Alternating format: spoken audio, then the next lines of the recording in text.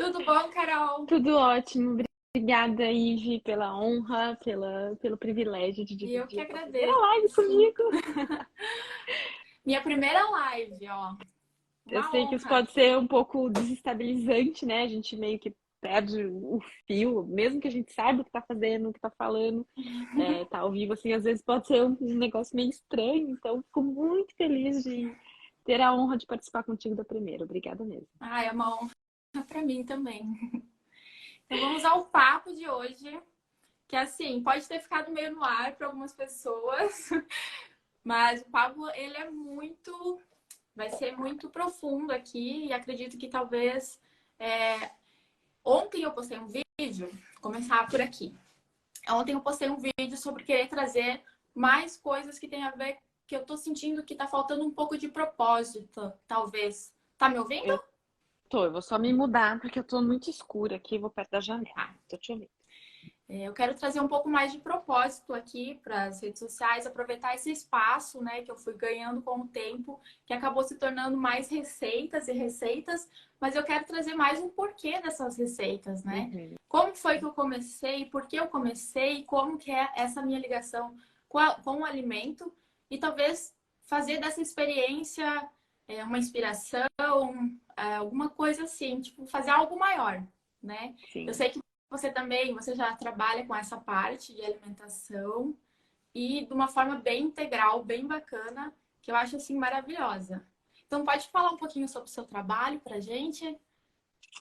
Falo. O meu trabalho, ele passa muito pela minha vida pessoal. Eu não consegui separar, né? Antigamente eu era contadora, então existia a Carol que exercia o papel de contadora e a Carol que tinha uma vida pessoal e era tudo muito bem segmentado, cada coisinha na sua casinha. E quando eu comecei a exercer a naturologia, não tinha como exercer a naturologia sem aplicar ela em mim. Era extremamente contraprodutivo para mim ensinar alguém a fazer alguma coisa e não conseguir colocar aquilo na prática. Era como se eu estivesse vendendo uma mentira. Eu sempre explico e continuo explicando para os meus interagentes que se por algum motivo acontecer de eu entregar um protocolo que não pode ser executado, o problema não é a pessoa, é o protocolo. Então acaba que eu entendo também que eu tenho as minhas limitações, tanto quanto ser humano, quanto terapeuta, e que isso não pode impedir ninguém de avançar, né? Então é sempre muito na base da troca, do compartilhar, das conversas mesmo. Eu acredito muito na troca e na partilha. E é, meu histórico faz com que eu veja as coisas de uma maneira diferente. Eu sou ex-obesa mórbida, eu me considero uma pessoa com compulsão alimentar em tratamento e eu vou me tratar para o resto da vida. E tudo isso tem um impacto no exercício da minha profissão, que eu sou naturóloga, mas antes disso eu sou essa pessoa que tem um monte né, de coisas, um monte de traumas, um monte de experiências não tão boas assim, e isso faz com que eu acabe agregando ao meu trabalho as experiências que eu vivi. Então, eu sei que não é fácil ter compulsão alimentar. Eu sei que não é simples emagrecer. Eu emagreci 60 quilos em 1 ano e meio, mas tem uma cirurgia bariátrica no meio. Tem um acompanhamento psicológico que eu vou ser obrigada a fazer para o resto da vida, porque eu operei o meu estômago, mas não a minha cabeça. Uhum. Então, isso faz com que eu tenha uma aproximativa muito mais holística da pessoa que vem procurar meu trabalho. Não é só desenhar um plano alimentar, entregar na mão dela e dizer para ela que se ela não tiver força de vontade, aquilo não vai acontecer. As coisas acontecem num plano muito mais sutil, de acordo com a minha experiência, e ter em conta, né, as emoções, a relação da pessoa com a comida, com os alimentos e com outros tipos, né, de alimentos, outras coisas que nutrem o nosso corpo, a nossa mente, a nossa alma é igualmente importante e fundamental. Maravilhoso. Uhum. Eu também tenho um histórico de compulsão alimentar que foi gerado lá na infância, né? Eu sempre fui uma criança muito quieta, assim, que gostava de trazer as coisas para mim, assim. Eu nunca quis trazer problemas. Meus pais se separaram lá quando eu tinha 10, 11 anos. E a Uhum. partir desse momento, a comida virou a minha fuga, virou o meu conforto, virou tudo. Porque eu não queria trazer mais um problema. Então, eu não falava dos meus sentimentos e eu passei a comê-los, né? Porque a Uhum. compulsão nada mais é do que isso, né? Você está comendo as suas A emoções, gente come as nossas emoções, exatamente. né? Eu acho que muito do que eu quero trazer para cá é esse alimentos com amor, mas não se trata só de comida, se trata do porquê você está comendo, qual o objetivo daquela alimentação, da onde que vem os seus traumas, qual é a tua relação com a comida, porque ao mesmo tempo que ela pode ser um conforto, ela pode ser uma punição. Às vezes, tanto você comendo ou deixando de comer, né? Uhum, A maioria uhum. das pessoas vê o alimento como um inimigo, porque até esse dia eu tava observando assim nas redes sociais. Foi Páscoa, né? Dias atrás. E, meu Deus, todo mundo falando de chocolate e tal. E na segunda-feira, vamos gastar esse chocolate. Vamos Uhum. gastar, porque. Aí eu fiquei pensando, nossa, é triste, porque querendo ou não, tipo, as pessoas não fazem isso por mal, né? Mas elas acabam alimentando essa questão da dieta, né? E, Sim, é uma relação como que amor e ódio pela comida, né? E é um amor efêmero, porque só naquela hora que você está consumindo que é muito bom. Você terminou o prato, já vem ali a culpa, um sentimento de fraqueza, de eu não dou conta, eu não sou forte o suficiente. E o alimento, ele é afeto, né? Então, toda forma de pensamento também é uma forma de nutrição. E eu vivi de dietas restritivas mais de 26 anos da minha vida. Eu fui aquela pessoa que procurou todo tipo de médico, nutricionista, gastro, enfim, endócrino, para tentar colocar ali ou um remédio milagre, ou um alimento milagre, ou tirar, né, de alguma maneira, aquilo que estava me deixando doente. Mas, de fato, eu nunca vi a obesidade como uma doença. Eu sempre via como uma fraqueza de caráter. E olha como isso é horrível, porque daí eu me culpo ao mesmo tempo que comer é um ato natural, então como é que eu vou me culpar por ter um ato natural? Né? E se poupar, se privar de comer, não é a fórmula mais adequada para ter saúde, para encontrar um peso saudável. Mas é muito difícil quando a gente está lidando somente com um problema físico e a gente entende a obesidade como um problema físico, então logo a solução é uma ação física, uma ação mecânica. Então, se a gente parte do princípio que o excesso de comida engorda, então a única coisa que vai ser benéfica e resultante, né, positivamente, será a privação de comida. Mas não é assim, né? Porque quando a gente come as emoções, as coisas são completamente diferentes. A gente está triste, a gente come, a gente está feliz, a gente come, a gente quer celebrar, a gente come, a gente quer se afogar na nossa tristeza, a gente come. Então é muito mais complexo estabelecer qual que é o lugar da comida quando a gente não coloca as nossas emoções no lugar. E é por isso que eu nunca acreditei que as dietas restritivas poderiam ajudar as pessoas que me procuram, porque elas não me ajudaram a mim. E olha sim. que eu procurei. Com certeza. Eu também tenho um histórico de fazer dieta desde lá dos meus 14, 15 anos, da adolescência. Eu comecei mais E, cedo, porque eu comecei a engordar, eu tinha 7 anos. Eu acho que nossa, a minha primeira dieta restritiva eu fiz aos 10 anos. E aquilo caramba. foi horrível, porque quanto menos eu comia, mais eu tinha vontade de comer. E todas as vezes foi assim, todas as vezes foi bem isso, assim, sabe? De vamos começar uma dieta. Eu já começava a chorar e pensar só nas coisas que eu não teria acesso. E não no benefício de ter realmente mais saúde, mais disposição, mais vitalidade, melhorar meu sono, melhorar minha autoestima, né? Que também é questão de Meu Deus, saúde, agora eu lembrei aqui, quanta bolachinha, água e sal, torradinha e alface, achando que tava né? fazendo algo para a saúde, né? Porque sempre tem a máscara da saúde, né? Porque, nossa, Exatamente. ser gordo não é saudável, né? Segundo o que as pessoas acham, assim. E, nossa, eu lembro, era isso, as minhas dietas restritivas. Já passei pela dieta do ovo, dieta da sopa, dieta da. Corta tudo quanto é carboidrato. E aí, essa dieta, você vai conseguir seguir ela a vida inteira? Ela vai te trazer Uhum. que benefício, né? Eu comecei a estar pensando, ok, eu vou passar a minha vida inteira lutando contra a balança. A famosa dieta da sopa, que sofrimento. Porque é isso, a dieta, você faz a despedida. Geralmente tem uma despedida, né? Eu vou começar na segunda-feira, então esse final de semana eu vou aproveitar, porque eu sei que eu vou passar fome daqui pra Uhum. frente. A partir de segunda, restrição.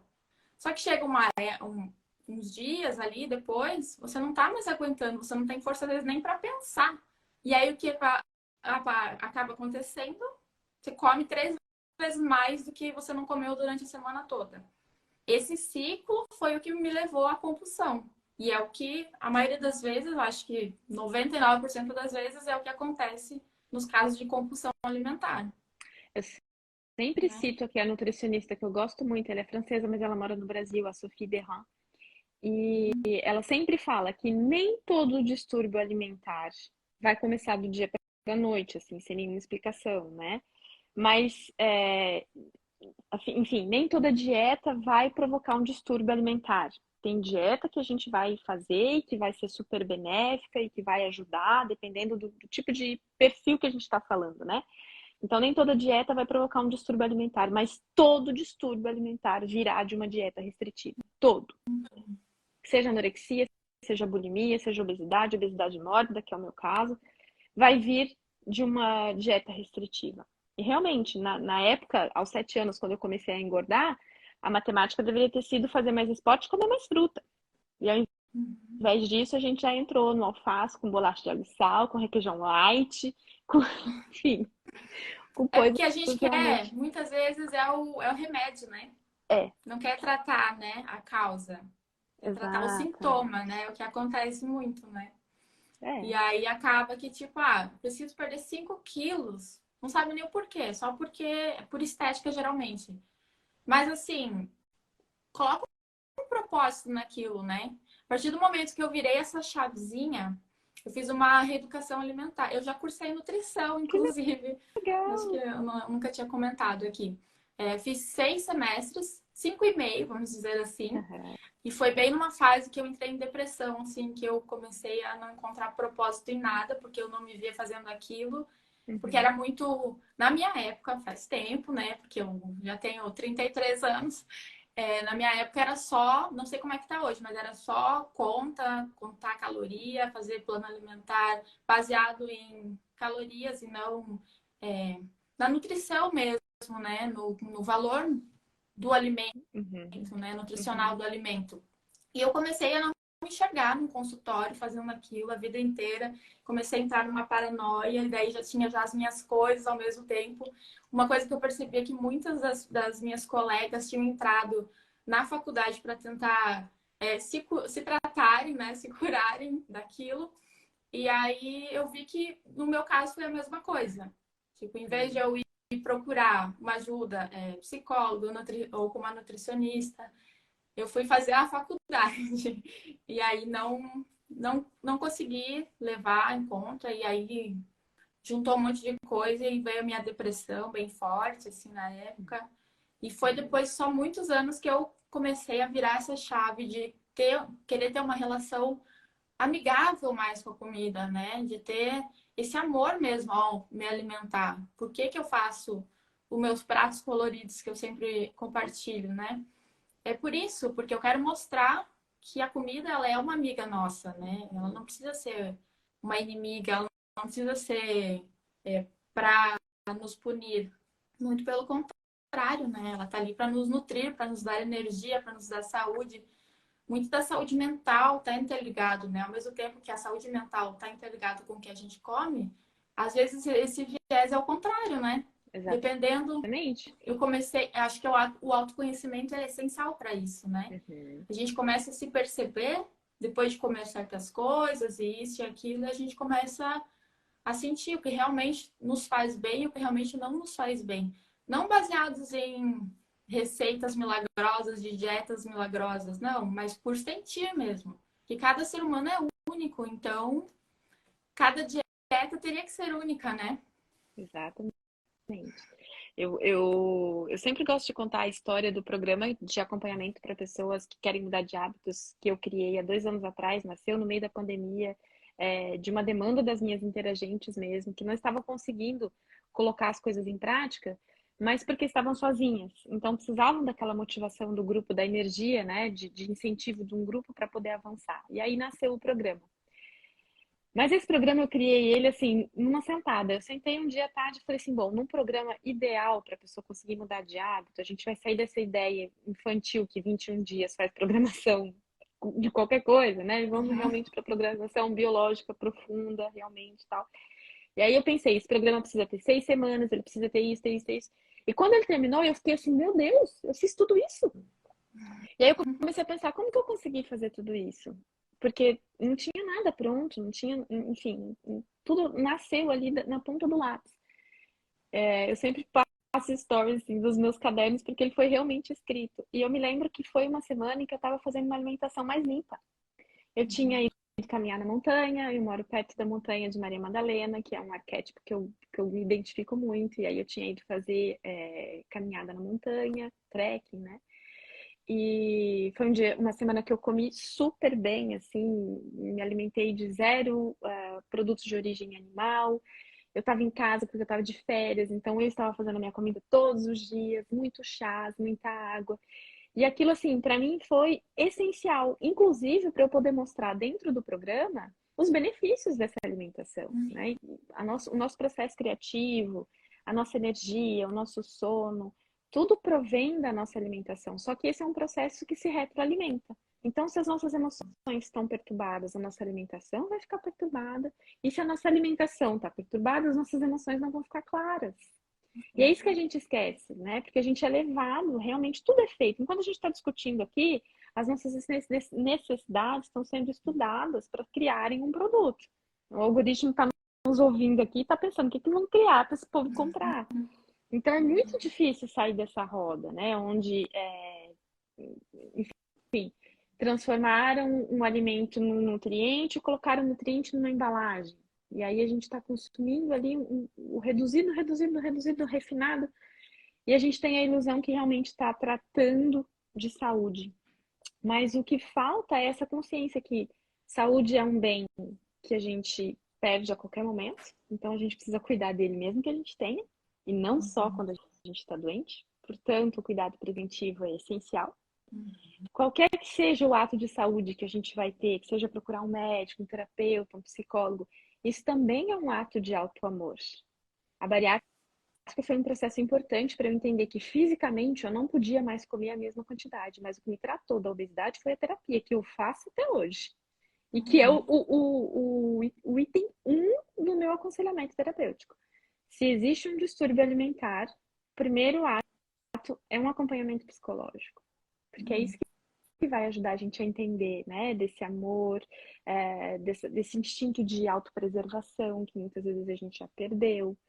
E foi depois que eu tive meu filho, acho que foi num dos dias em que eu mais tive medo de morrer, que eu fiz o start assim na minha cabeça e falei, cara, eu vou morrer. Se eu não morrer agora, daqui a 5 anos eu morro, porque no estado que está meu corpo, eu não vou ver meu filho crescer. Então, quando a gente fala assim de medo, de tristeza, de raiva, são sentimentos que a gente não pode simplesmente evitar. São emoções que fazem parte da experiência humana.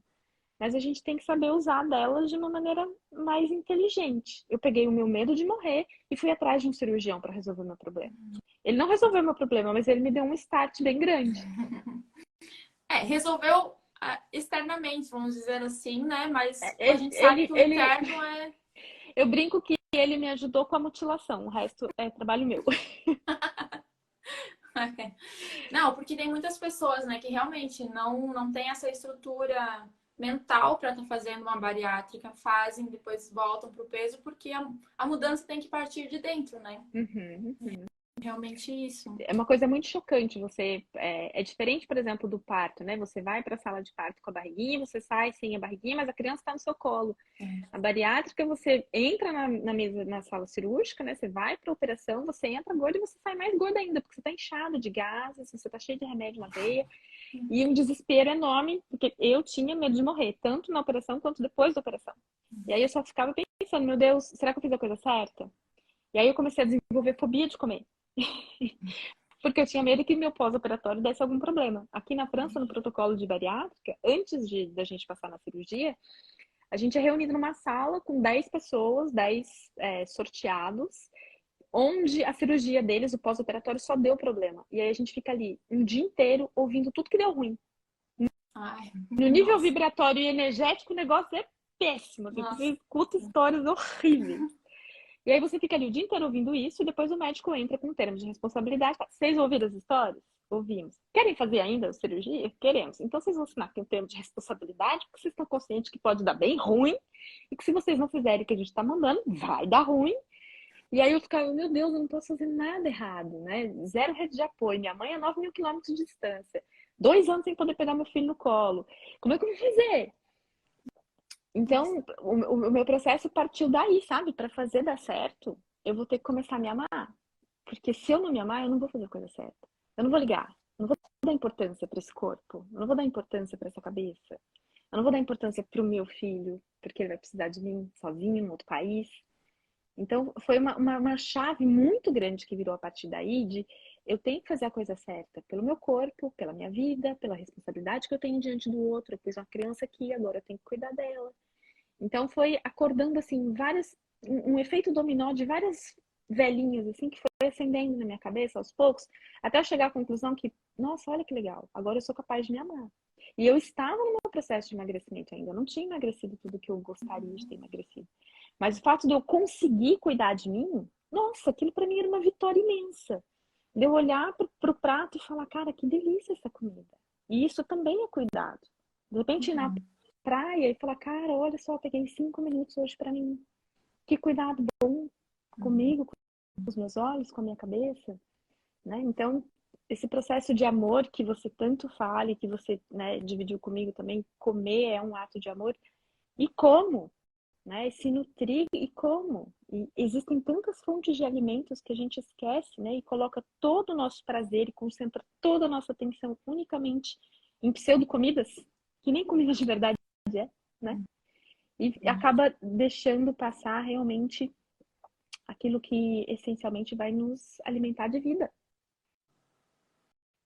É, tem muita gente que pergunta qual alimento emagrece, né? Qual alimento emagrece? Qual é a dieta da vez? Eu Gente, é acho o que o alimento que básico. A vai gente às vezes é. é o básico. Não é nem questão de emagrecer, né? A gente tá falando mais de saúde mesmo. O natural seria comer frutas, verduras, é, cereais, grãos, enfim, né? A Acho gente que tenta a fugir, a gente gente podia. tenta trazer alternativas, pizza fit, bolo fit. Tá tudo bem você comer um bolo que não seja fit, Uhum, né? Desde que uhum, aquilo não se uhum. torne a sua alimentação primordial, desde que não seja tipo só aquilo, tem que ter um equilíbrio. E né, na questão da alimentação, muitas vezes não é 50-50 esse equilíbrio, né? É 80-20, é 90-10, porque... Mas é por uma questão de informação mesmo, não é tentando fazer de nenhum alimento assim o inimigo. Não, é que você tem Uhum. que encontrar o seu equilíbrio para justamente essas coisas que a gente estava falando sobre a saúde mental, né? As coisas fluem melhor quando a sua alimentação ela tende a ser mais colorida, mais nutritiva, né? E realmente Exatamente. a saúde mental é tudo na questão alimentar. Eu me vi agora nos últimos tempos trabalhando demais, demais. Tanto que ontem eu fiz aquele vídeo lá foi mais um desabafo, assim, porque quando eu comecei o meu Instagram, o propósito era compartilhar todo o meu processo, né? Foi bem lá no começo, quando eu comecei a aprender, a reaprender a me alimentar direito, como a reeducação alimentar, que é uma coisa, Uhum. é uma dieta para a vida toda, né? Acho que falta muito isso de querer não trazer só o remédio, mas sim, tipo, solucionar toda a causa, né, do problema. E aí comecei com essa conta e aí eu compartilhava todas as coisas que eu ia passando a conhecer, porque além da alimentação, eu passei por um processo de mergulho, assim, autoconhecimento lá na raiz. Tive que trazer tudo para cá e não é fácil, né? Dói, vamos dizer assim. E, e aí eu acabei me vendo aqui nas receitas, o pessoal começou a gostar e beleza. Mas tava faltando, sabe, uma coisinha assim, quando eu sou muito, eu tenho um instinto muito aguçado. Não sei Uhum. se tem a ver com signo, para quem acredita em signo, eu sou pisciana, então eu sou muito do sentir. Uhum. E aí eu tava sentindo isso, eu preciso trazer de novo o papo que eu trazia lá atrás. Eu quero falar sobre amor próprio, sobre autoconhecimento, sobre essa ligação que a gente tem, que é tudo interligado. Não tem como você tratar uma coisa só. Uhum. É, Não não é tem. só alimentação, não é só atividade física, não é só o lado espiritual, não é só o lado mental, é tudo interligado. Nós somos um ser, tipo, cheio de coisas, de pedacinhos, mas que formam esse serzinho que nós somos. Então, não tem como dividir. Não tem como viver na Eu li outro dia uma. academia só. Não tem como fazer dieta só. Enfim. Alguém falou aqui que as suas receitas são as melhores, são mesmo. Inclusive, eu indico o perfil da Ive para as minhas Obrigada. interagentes, porque eu sou um pouco rebelde com essa história de receita. Eu sempre falo, não tem receita para vida, gente. Vai ver as receitas das mulheres que faz as coisas mais gostosas do mundo, se inspire, mas vá cozinhar, né? Não fique só no telefone consumindo conteúdo, porque se você não for sujar suas panelas, não vai ter transformação, não vai ter melhora, não vai ter realmente nenhuma parte prática. Eu li uma frase sobre o amor recentemente muito maravilhosa, que ela falava assim: a gente tem a tendência de achar que o amor é uma resposta física, né? Mas não é. O amor é uma resposta emocional. Primeiro a gente sente, depois isso provoca uma reação em cadeia química e biológica no nosso corpo. Então ninguém está só tendo liberações hormonais que, né, mexem com o seu corpo, com o seu metabolismo, para que a gente possa formular o amor. Primeiro a gente sente, depois a gente reage. Então, esse é o amor. As outras emoções é igual. Primeiro a gente sente, depois a gente reage. Então, se a gente está comendo as nossas emoções, a gente já sentiu. O processo agora é inverso. Ao invés de tirar a comida, é entender o que está acontecendo com as emoções, né? E quais são aquelas que perturbam mais o nosso corpo, o nosso apetite, o nosso sono, enfim, aquilo que pode estar desequilibrando, né? As pessoas às vezes me perguntam, no pós-bariátrico, foi muito difícil a dieta? Eu falei assim, gente, eu tô de dieta para o resto da vida. Ela não é restritiva. Mas o que eu fiz, o meu protocolo pós-operatório, é para o resto da vida. Se eu Uhum. voltar a comer como antes, a consumir como antes, a beber como antes, a fumar como antes, eu serei a mesma pessoa de antes, porque nossas células têm memórias biológicas. E a minha célula lembra direitinho como é que é ter 120 quilos. Que é 2 minutos, eu volto para aquele lugar. Sim. Né? Então, é um cuidado para o resto da vida, é isso que você falou, é prestar atenção para o resto da vida. E realmente, quando a gente decide as coisas com propósito, como você disse lá no começo da live, quando você tem um propósito maior, parece que o nosso corpo, a nossa mente, a nossa alma, tudo vai vibrar nesse sentido.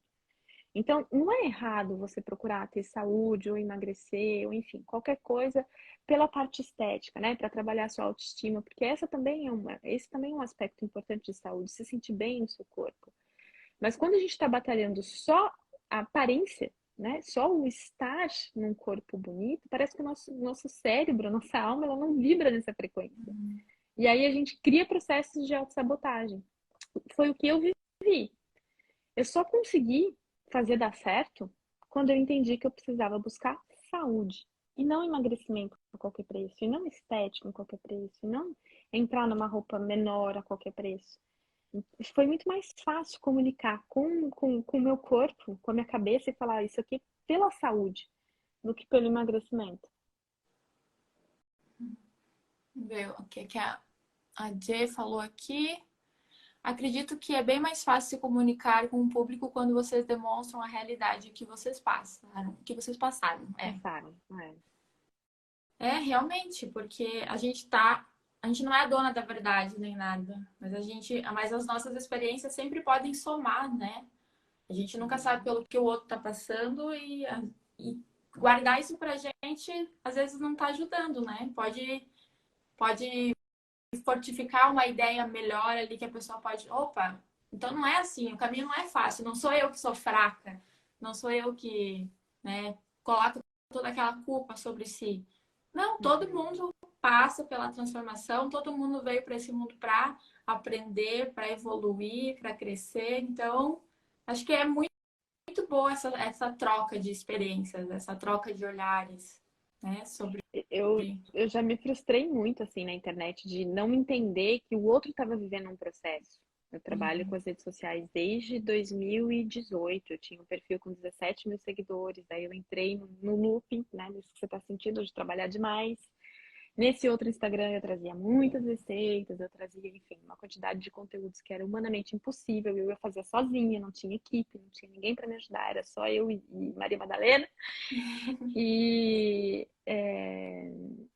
foi, assim, bem difícil para mim colocar um ponto final. Eu vivi um luto, vivi 2 lutos, né, de encerrar ali o profissional digital. Bem na época eu estava perdendo meu avô e eu ficava assim, por que que, né, as pessoas, ninguém fala disso, tá todo mundo, né, parece que o Instagram é uma rede só de gente feliz, ninguém tem problema, ninguém tem boleto, ninguém perde ninguém da família, ninguém fica em luto, ninguém chora. Como é que eu vou falar para as pessoas, toma um floral para você ficar melhor, usa um olhinho essencial para diminuir a TPM, sendo que eu não pude enterrar meu avô, sabe, eu fiquei numa revolta assim tão grande. E eu acho que falar dos processos faz com que a gente se torne mais humana e talvez humanize também o processo do outro, né? E faça com que ele entenda que processo, é isso mesmo. Um dia vai dar certo, um dia vai construir 3 tijolinhos, outro dia vai tirar 2, e aí vai aumentar mais um pouquinho, vai diminuir mais um pouquinho. E sempre com essa ideia que você trouxe, muito maravilhosa. O objetivo é sair melhor do que a gente chegou aqui, né? Então, é sempre evoluir um pouquinho. Não vai dar para evoluir tudo, já sabemos, mas evoluir um pouquinho, né? E que maneira melhor de fazer isso, se não compartilhando, né? Exatamente. Poder olhar para trás. Muitas vezes a gente, você falou da questão da internet, né? Muitas vezes a gente está comparando o nosso corpo, a nossa vida, seja financeira, seja emocional, com a do outro, com o que ele está mostrando aqui, que a gente sabe que muitas vezes é só o lado bom, né? A maioria das vezes é só o lado bom. Então, né, começar a comparar a gente com o nosso passado para ver essa evolução. É a partir desse momento que a gente começa a ver esse crescimento, né? Quem eu era um ano atrás, quem eu era 3, 4, 5 anos atrás, onde eu cheguei, as batalhas que eu superei e várias outras coisas. Eu acho que quando a gente volta esse olhar mais pra gente do que olhar a vida O outro. perfeita do outro ali, a gente começa a crescer nesse sentido, né? A evoluir. E tem tudo a A ver Bruta com falou. saúde mental, né? Exatamente, exatamente. A Bru tá falando aqui que as redes sociais às vezes são cruéis e faz com que a gente se compare muito. E é isso, compartilhar o processo, porque cada um tá no seu. Isso que você falou é super importante também, Ive, porque não só se comparar com o que a gente evoluiu, mas se de repente a gente tinha uma versão melhor da gente em algum momento, mas uma versão melhor mesmo, aquela que a gente consegue se identificar e que realmente estava tudo bem, a gente estava feliz, Se estava conseguindo inspirar, né? cuidar da saúde, se inspirar nessa versão e tentar recuperar isso, né? Da mesma maneira que o nosso corpo guarda uma memória biológica não tão boa, ele guarda as excelentes também. Então, muitas vezes, nós somos a nossa maior inspiração, a nossa maior heroína. Quando eu atendo mães que estão vivendo por puerpério difícil, eu sempre trago a questão da batalha. Eu falo, cara, você venceu a maior batalha, que é gerar a vida. O caos do nosso corpo na hora de gerar a vida é uma coisa inexplicável. E você venceu essa batalha. Então, as outras é fichinha, né? E É, essa tem que ser uma fonte de inspiração. E nem sempre vai estar fora essa inspiração. até porque Muito o ponto de importante. saída de cada um é diferente, né? Não tem Exato, como comparar essa evolução. exatamente, exatamente. Ai, que delícia. Tem tanta coisa para falar, né? Que a gente Muita pode ficar coisa. horas aqui se a gente Alguém tem deixar. alguma pergunta, alguma colocação, alguma Algo coisa queira para algo que compartilhar, queira talvez alguma dividir, experiência. né? Como tem sido essa relação com o comer saudável? Eu vi um meme outro dia, eu achei super engraçado, que o cara tava falando assim. é, Parece que agora as coisas estão invertidas. Comer pizza, beber descontroladamente, tomar refrigerante todos os dias virou um curtir a vida. Comer saudável, dormir, se hidratar, ir para academia, aí virou vida fitness de gente chata, que só pensa em saúde, de gente bitolada, né? E parece que é isso mesmo, né? Não sei, talvez não, o seu público talvez seja um público que está realmente ali, né, para consumir aquelas receitas maravilhosas. O meu público acaba que a gente vai para a interação da consulta e realmente chega em mim assim uma galera que está completamente desmotivada, que está sem energia vital, que está completamente cheia de distúrbios em vários níveis, né? Emocionais, físicos, enfim, às vezes as patologias estão em níveis irreversíveis, né? Problemas crônicos irreversíveis, como diabetes, e a pessoa está realmente desmotivada. E quando a gente fala, poxa, vamos inserir aqui um bom hábito, né? Vamos inserir uma fruta, vamos aumentar a hidratação, vamos pensar em incluir um floral, vamos fazer uma terapia aí de florais essenciais, né, para sua mudança. 90% do tempo é bem aceito, mas às vezes acontece da pessoa chegar nesse nível de desmotivação e falar, cara, não dá, eu não consigo viver sem coca. Eu não posso viver sem, né? Aí vocês colocam aí o que for, cada um com seu calcanhar de Aquiles. Mas eu acho importante também a gente trabalhar a dissociação das coisas, né? Nós não somos aquilo que consumimos. O nosso corpo se torna resultado daquilo que a gente consome, mas a gente não é, em hipótese alguma, aquilo que a gente consome. Então você existe sem pão, você existe sem coca, você existe talvez até numa versão melhor, sem o álcool, sem o cigarro. É possível existir sem essas coisas. E talvez seja difícil se reconhecer sem essas coisas. Mas o que você consome modula a sua saúde, não define quem você é como pessoa, né? É. Eu acho que também o que às vezes atrapalha também é um pouco essa ideia da dieta como restrição. Você fala de dieta, né? As pessoas já ligam a regime É. totalitário ali, né? Dá arrepio e, nossa, vai comer só alface com frango e isso e aquilo. Eu acho que falta também muitas vezes tentar descobrir o alimento. As pessoas falam, eu não gosto de fruta e de verdura. Mas você já viu quantas frutas e quantas verduras existem? Já provou todas, de todos os jeitos. Tem muitas formas de preparar, né? Eu tô Sim. sempre tentando encontrar formas diferentes de preparar, porque às vezes a gente enjoa de comer de um jeito, né? E aí falta muito isso, às vezes, no trabalhar um pouco também esse paladar. Você não vai do nada parar de tomar uma Coca-Cola, começar a tomar uma água com limão e achar aquilo maravilhoso. Não tem como. Da mesma Uhum. forma que você pode trocar isso. Eu, por exemplo, eu tomo café sem açúcar há mais de 5, 6 anos. Mas não, quando, quando eu pensava nisso no passado, meu Deus, era. Hoje em dia, se eu provo um café com açúcar, parece que eu tô tomando um xarope. Assim. E as pessoas, tem muita gente que toma café com açúcar que não entende isso. Mas o nosso paladar, ele é totalmente moldável, né, Mudar. também. Porque ele segue aquele padrão com que ele está acostumado. Então, você não vai tirar uma Coca-Cola, tomar, às vezes, até um suco que não seja de laranja, que é bem doce, mas um suco de maracujá, alguma coisa assim, e trocar, fazer essa troca do dia para noite. Tem gente que é viciado realmente em Coca-Cola e toma todos os dias. Não dá para Uhum. fazer essa troca do nada, mas talvez começar a introduzir outros alimentos ali para reensinar o paladar, né? Trazer frutas, verduras diferentes e o teu paladar vai começar a expandir. Uhum. Vai chegar uma hora que talvez essa Coca-Cola não vai mais ter graça. Eu, para mim, é açúcar líquido, sinceramente. Não que eu não Olha, tome uma vez ou outra. Final do ano, quando vem visita pra cá, a gente se permite, né? Mas quando eu tomo, assim, não é aquela coisa que eu lembro, sabe? Não é aquela não tem memória graça, né? infantil. É. É, não tem graça. Eu tomei, tem o quê? Tem uns 20 dias, a gente recebeu amigos, aí tinha pizza, tinha coca, daí eu falei, me dá um golinho aí. Nossa, eu não consegui terminar o copo, me deu, sabe, sem graça. Parecia realmente, eu senti na coca o gosto do xarope que você tá falando. E é Uhum. uma coisa que, assim, nunca foi meu forte refrigerante, mas fazia parte, sim, da minha alimentação. E hoje nem de vez em quando faz, porque não tem mais graça. E as pessoas não acreditam que o nosso paladar muda. Nossa, muda demais. Inclusive, vai mudar de acordo com a nossa idade, porque o nosso metabolismo muda.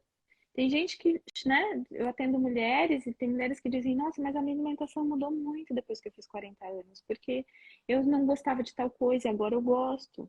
Até o nosso metabolismo muda, o nosso corpo muda, então o seu paladar também pode mudar. A Café Sem Fofoca, se eu li direito, está dizendo aqui, sempre quis adotar uma alimentação mais saudável em casa, e estamos tentando mais uma vez, mas confesso que eu não consigo ficar totalmente sem uma bobagem. Pode ajudar isso que a Ivy está trazendo, né? Tenha paciência com o seu paladar, né?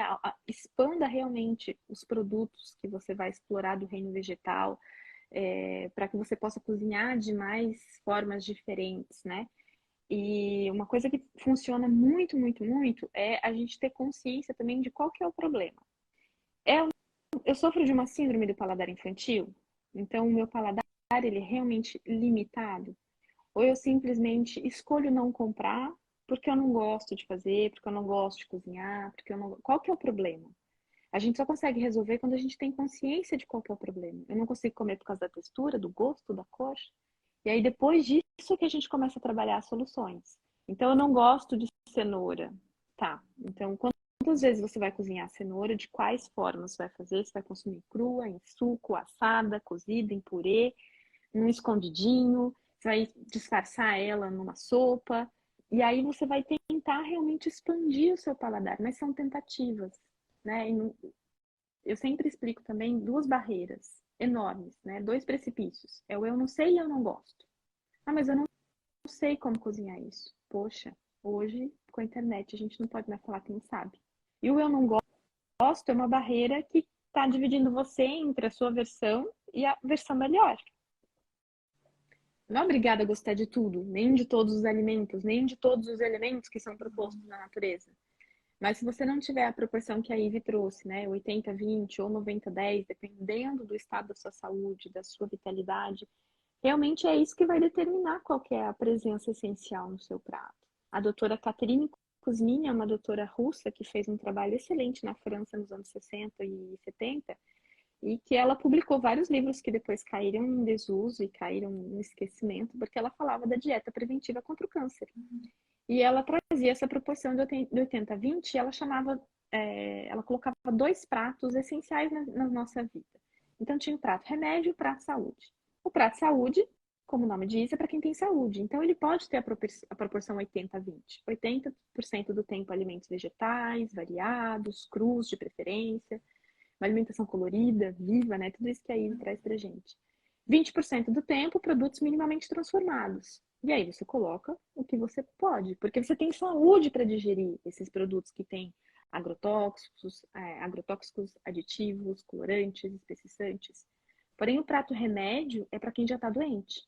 Então, ele é 100% vegetal, vivo, variado, e vem realmente atuar como um remédio para o seu Um metabolismo. tratamento, né? Exato, exato.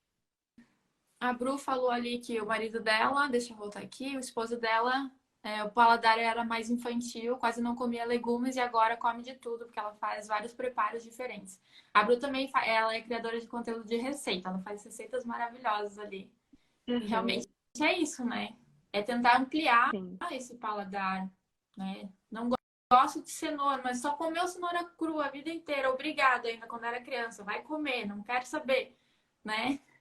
Não criou aquela ligação talvez de amor. Tem muitos pais que não comem, né? E querem forçar a criança porque é saudável e vai comer, e aí a criança nada mais é do que uma esponjinha, né? uhum. Elas gostam de ver o exemplo. Muitas vezes a gente não percebe, mas elas estão ali vendo o que a gente está fazendo para elas imitarem, né? Eu até Exatamente. tenho uma amiga que ela não come verdura, vegetal, nada. E daí agora quer forçar o filho. Aí fica difícil, né? Tenta ampliar um pouco mais isso daí. Né? E aqui a gente está Exatamente. falando não sobre o tratamento, né? No caso de pessoas não doentes, né? Tentar introduzir ali no meio, às vezes, a alimentação que é comum já, trazer um Uhum. elemento, outro, ir variando e vendo. As pessoas vão testando e vão aprendendo a gostar, muitas vezes, né? Coisas que nem sabiam que gostavam. Quero ser mais É, a saudável, organização. exatamente por conta dos filhos. Que bom. Vai ser muito mais fácil para eles seguirem um exemplo. Eu vivo uma fase difícil com meu filho, ele tem 11 anos. No Brasil ele era vegetariano, ele ia para uma escolinha onde a gente participava do menu, tinha uma nutricionista que ia lá e fazia o cardápio e tal, e você podia escolher cardápio vegetariano ou não e tal. E depois que a gente mudou para a França, aqui na escola é período integral, e na época que a gente mudou, há 10 anos atrás, não tinha essa escolha. Então, ele é carnívoro, e eu não como carne, mas ele come. E a gente passou por um período de restrição alimentar muito forte, que foi o período que a gente viveu a adaptação dele na escola, ele não comia absolutamente nada. E hoje ele tem um paladar extremamente restritivo. E aí é o que eu trago de dica sempre que tem um marido ou um filho em casa que não consegue comer. É negociação. Cansativo, extremamente, uma fonte inesgotável de roubo da nossa energia, mas eu negocio o tempo inteiro. Então, se vai comer uma bolachinha, um biscoitinho que não é tão saudável assim, a próxima refeição vai ter uma fruta ou um legumes, não tem escolha. E eu bato o tempo inteiro na tecla saúde, saúde, saúde, saúde. Eu te amo, eu cuido da sua saúde. Isso é cuidado, isso é amor, isso é atenção, isso é carinho, isso é o tempo inteiro, sabe?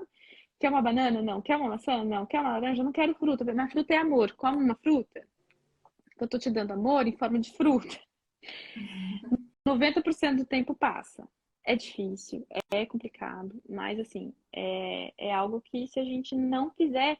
É lógico que é mais fácil descongelar uma pizza, jogar no forno, abrir uma coca, gente. Nossa, quem vai lutar contra isso? É lógico que é mais fácil você ter um prato congelado pronto, e só abrir a embalagem, jogar ali pra panela e pronto. Ou pedir uma comida, né? Um aplicativo. É muito mais fácil, muito mais simples. Mas o mais simples nem sempre é a solução, né? E a conta A gente chega, tá falando né? aqui. A conta chega, A conta a chega. gente paga não só com dinheiro, né? A É. gente não paga só com dinheiro. É isso que eu sempre falo também. Aqui na França tem um sistema de saúde que é muito, muito, muito bom quando você está doente. Então, é preciso que você fique doente para você poder usar dele. E isso é ruim, que daí você já tá doente, né? Então, o melhor seria não precisar cuidar da saúde antes, né? Mas o sistema preventivo ainda não é uma coisa que encanta muitas pessoas. Porém, é isso, você está pagando o fato de você não cuidar da sua saúde de uma outra maneira. Não é só com dinheiro que a gente paga. Assim como a gente não se alimenta só de comida, né? A gente se alimenta de amor, enfim, de energia positiva, de encontrar seu propósito, de trocas como essa. A gente também não paga a conta só com dinheiro. A Jéssica, acho que é Jéssica, né? O Gé, não sei. Ela Acho estava que é falando aqui J. que ela é magra. Ela é magra e sofre com colesterol alto, herança genética. Tem genética aí já para ajudar. Eu ia falar agora. É. Pode falar. Eu te deixo falar. Então, eu conheço pelo Dr. Lei Ribeiro, né? Não sei se conhece Uhum, ele. Que sim. muitas vezes essa genética que a gente acha que é genética, simplesmente, ela vem de uma mesa, ela vem da epigenética, que às vezes não é o que está no teu DNA, mas às vezes você come na mesa das mesmas pessoas e, e aí essas doenças acabam aparecendo não por questão genética, mas por questão de hábitos, por questão de alimentação, da criação mesmo, né? Como você foi criado, como você se alimenta, às vezes vindo muitas vezes isso dos pais e por aí vai. Quer complementar? E tudo isso é modulável. A gente pode mudar. A gente pode mudar o comportamento, a gente pode melhorar a nossa relação com os alimentos, sem esquecer que o nosso corpo também é manifestação emocional. Então, psicossomaticamente, o que está acontecendo? Qual é a análise que a gente precisa fazer emocional para saber o que está provocando no final esse colesterol alto? Nem tudo é mecânico, nem tudo é emocional, mas tem um pouquinho dos dois em todo o nosso funcionamento.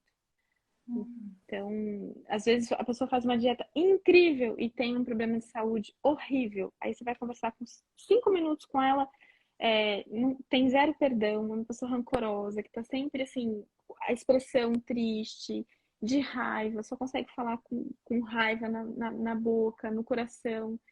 Nem tudo é alimento e nem tudo é emoção. Precisa ter a boa dosagem das coisas. Mas uma leitura psicoemocional pode ajudar a gente até a interpretar a relação que a gente está tendo com determinados alimentos, para poder realmente partir dali como um trampolim para uma melhora, né? Para uma relação diferente.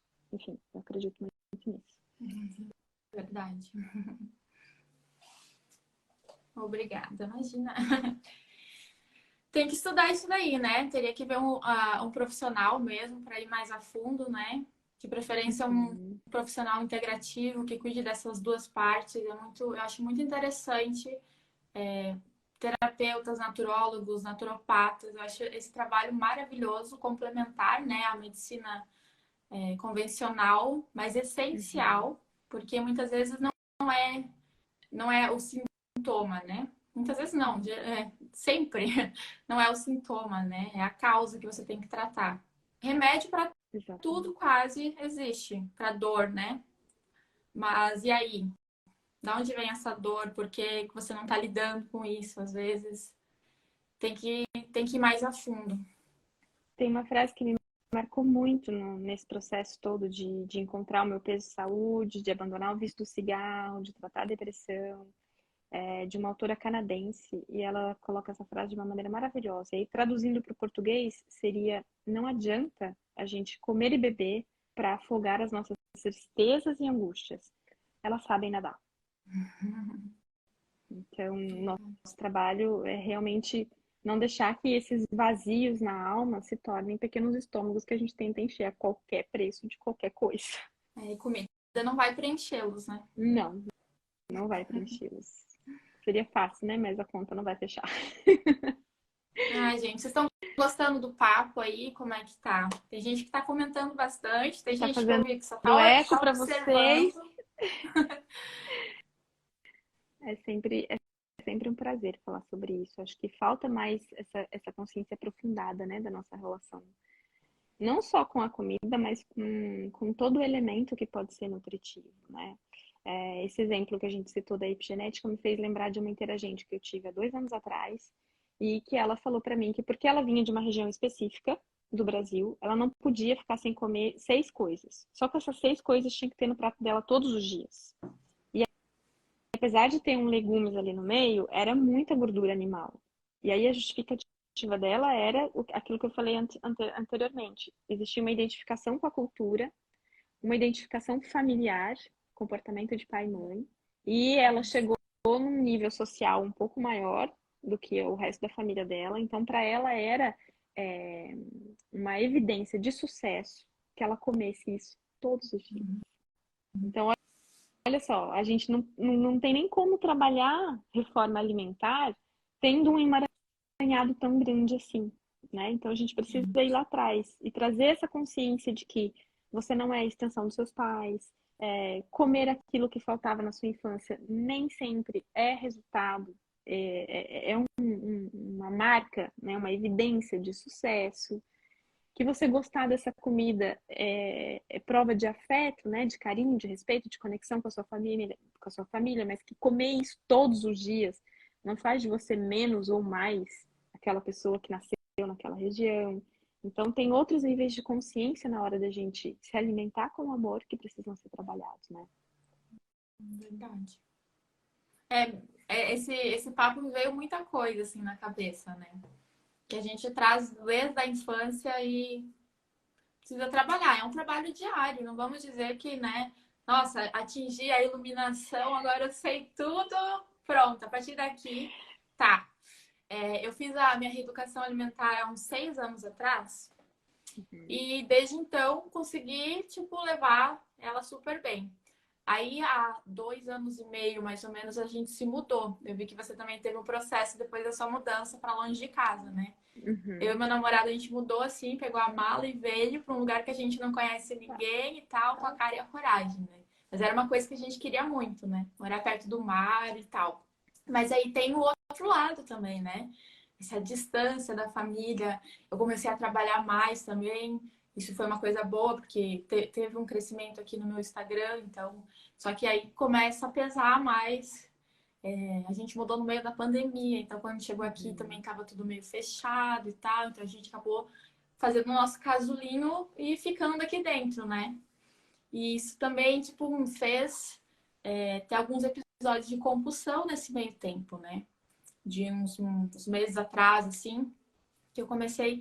Aí veio esse sinal, o autoconhecimento é essencial para isso. A gente se perceber, né? Aí eu parei Uhum. assim e falei, opa, Evelise, o que está acontecendo? Você está voltando a coisas lá de trás, então alguma coisa não está certo aqui. E aí eu percebi que totalmente trabalho 100%, não tinha mais vida social, não tinha mais lazer, não tinha nada, era trabalho, trabalho, trabalho.